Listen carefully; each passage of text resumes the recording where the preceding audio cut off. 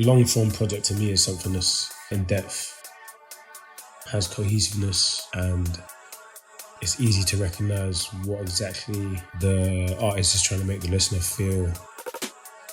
When it came to Black on Black and me forming my own idea and it being a long form project, even though it is just an extended play, the aim was to be able to express myself as a black man, a young black boy, without it feeling too tedious, or like you've heard it before.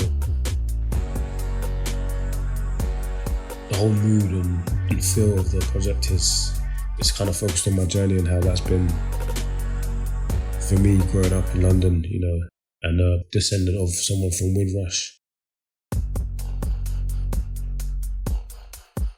With the song Black on Black, I feel like that kind of is a big opener and a big statement, and it's kind of encapsulated the whole project.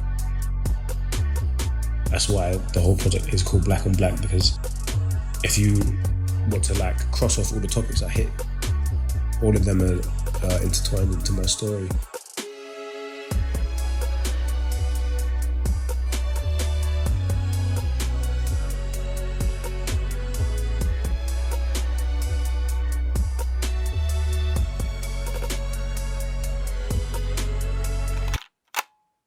Right, Kam-Bu, before we deep dive into the project, I wanted to touch on the artwork. For me personally, I feel artwork is a bit of a forgotten art form. I feel like we've seen lackluster artwork, especially within, dare I say, UK rap. But this is really striking imagery. You're covered in molasses black. You're literally black paint, and you've got your eyes scratched out. So talk me through the iconography of that. Yeah, I think for me as well, album art has always been something that's striking. It's should be done clean, should be done well.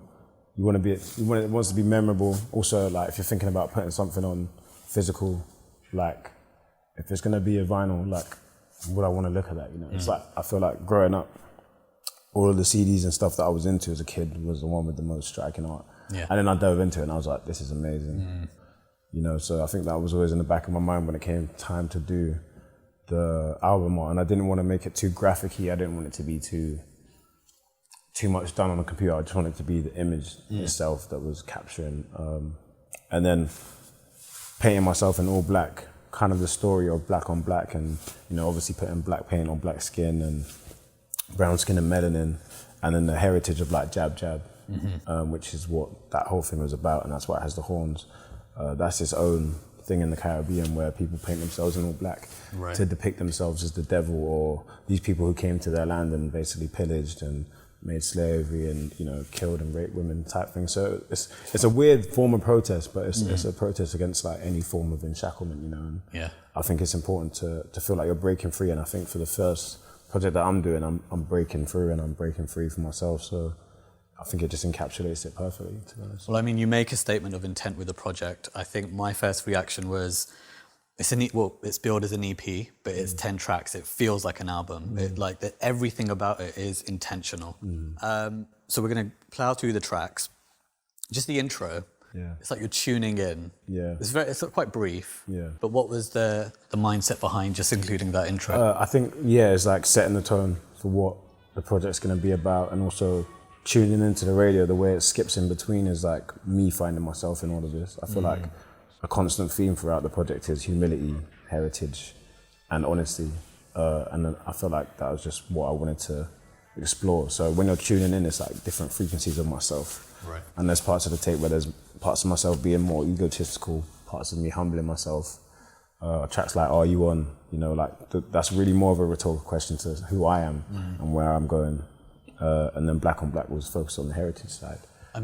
Are You On was your first single, so that ushered in the era. Why was it your first single? It's actually my favourite of the project. Why choose that as the first single?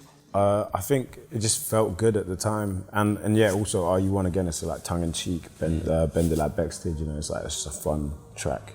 Also the instrumental, Leon Vinehall on production, that's some 140. Deep medi BPM, it just sounds great coming through a PA system, turning it up right loud.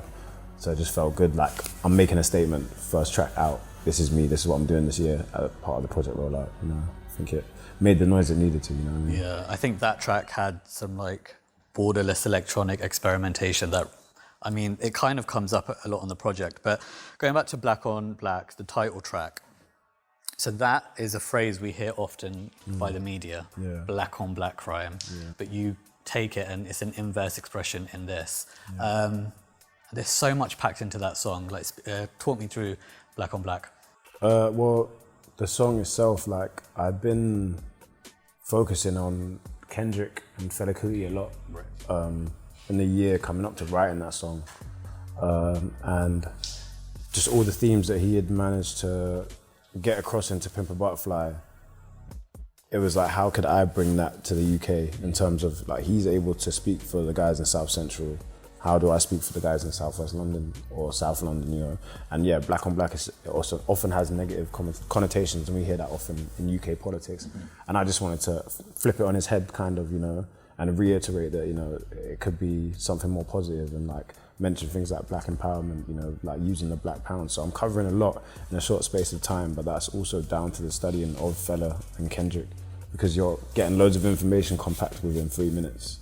You know, and even like the reiteration of Black on Black, that's fam. It's not really a chorus. It's not a singing chorus. It's more of a chant and a like what they do at a protest. You know, like the same way Fela Kuti would just say the same thing over and over again. So that was just a blending and fusion of that, and that was how it was presented. You know. I feel like throughout the project you're speaking to the generation coming up. I mean, you're only 24, you're young yourself, but I feel like a lot of the tales in this it is a cautionary tale. And there's quite a simple lyric, tell my young ones be humble, I promise our day is coming soon. Yeah. That just spoke to me. I mean, what does that mean in the context of the project? Yeah, I mean, I feel like you can only ever inspire people. And I think a lot of the time when people are protesting or speaking to the masses, their words are falling on deaf ears. Mm-hmm. Whereas I feel like when you implant seeds into the minds of the youth, then they'll maybe think and hope and change a different way, you know. Not that it should be all on them, because we have to lead by example as well. Mm-hmm. But I just know it can be frustrating as a child when you want the world to change, but it's like, you know, you can be that change you want to see. Maybe I've lost all hope, or some hope in like adults, so that's why I was more focused on inspiring the kids. Yeah. Mm-hmm. There's like a 1-2 punch in the middle of the project, growth and dumpling, and I felt that was like hard-hitting drill. You're very brazen with your delivery, but again, there's like an alternative feel going through. It's not your conventional rap record. But yeah, talk me through those 2 tracks, growth going into dumpling. Yeah, well, that's the thing. So they were packaged together as a release, and they're actually produced by the same guy, Pullen, who I've grown up with. And we've been doing music since we were like 14 years old. So like the way we've just grown sonically is just so organic, and I think you can hear that every time. So it's always, the instrumentals, like, they feel like a sort of genre, but they have a little twist in it, and that's the kind of twist that we've been working on together, and that's our personality just coming through and through. And he also produced Black on Black, so it's like we're always like knocking on someone's door, but we're bringing what we do to it into that space. Even like tracks like Call Me Back, again with the horns and subtle jazz in the background. That's where we came from. There's so much sax running through it. Yeah, but it's in the beginning and the end. Though. It's not overwhelming. It's not like abrupt. It's not like forcing itself against you. It's just there weaving its way through, and that's kind of the same way I flow and I write and I rap. So I feel like with Growth, subject matter wise, Growth was a track that I made where it came more towards the end of, in the middle of the pandemic, you know, like where we've seen children not being able to get fed for schools and stuff like that. So all the messages in there are very current to who I am and how I feel right now. So it was just great to have that come out with Dumpling as well. Also feeling like a drilly song and doing that thing again where I've got something to say, being honest and humility and having humility in there, but then also with the Dumpling, like the more fun side of me. I feel like I always want to have that in my catalogue, you know, like it's not all serious. It's nice to have fun and jump around with your friends sometimes, you know what I mean? There's a skit, so that's Granddad's skit. Is that your granddad? Yeah, that is my granddad, yeah. I mean, I love that. But you make loads of generational references throughout the project, and this is a more explicit reference to your origins and family. But yeah, how did you get your granddad involved?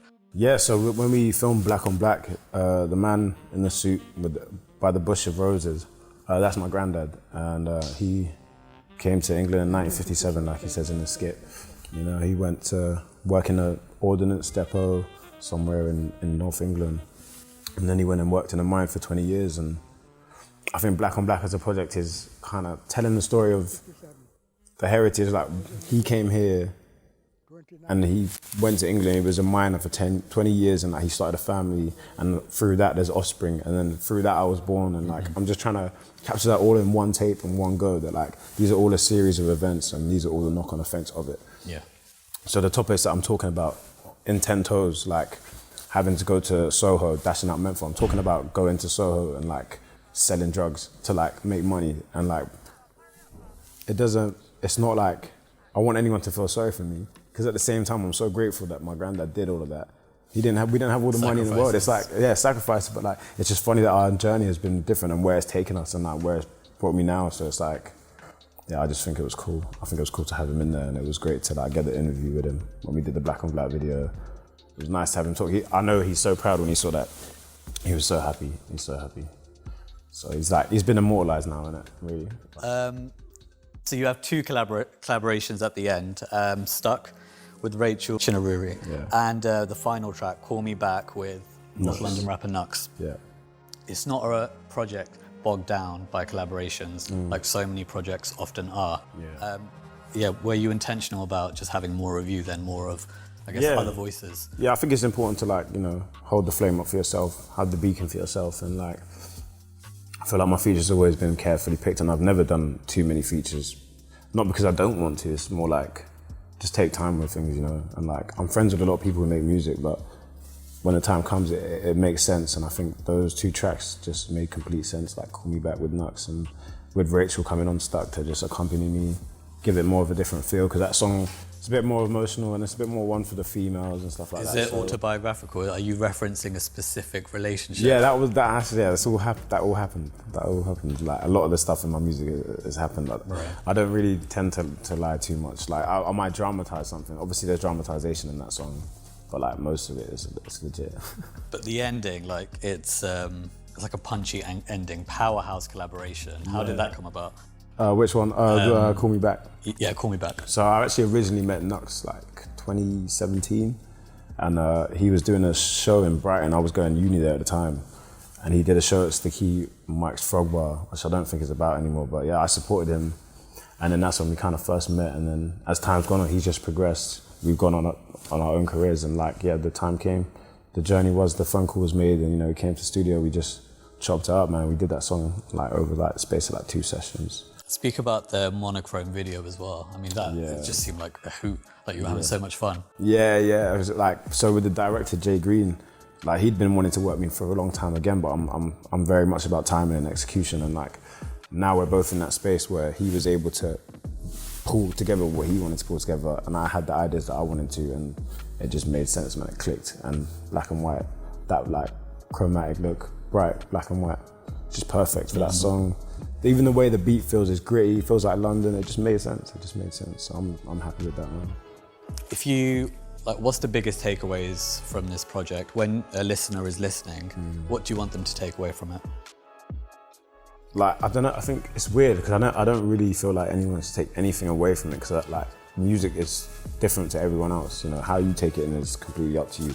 How I watch a film and what I take away from that film or movie or song or album is completely up to me, and I don't want to impose how I feel or whatever. I just like what everyone's been saying to me since they've heard it is like, they can hear the cohesiveness of it.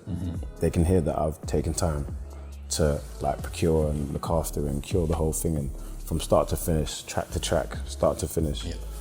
It just makes sense, and that's probably one of the greatest compliments I can have, because there are a lot of things out there where there's a lot of different vibes. Like, they may as well be mixtapes, but people call them albums. And this is just an EP. So to have that for my first project, it's just like, yeah, nothing else can feel the same.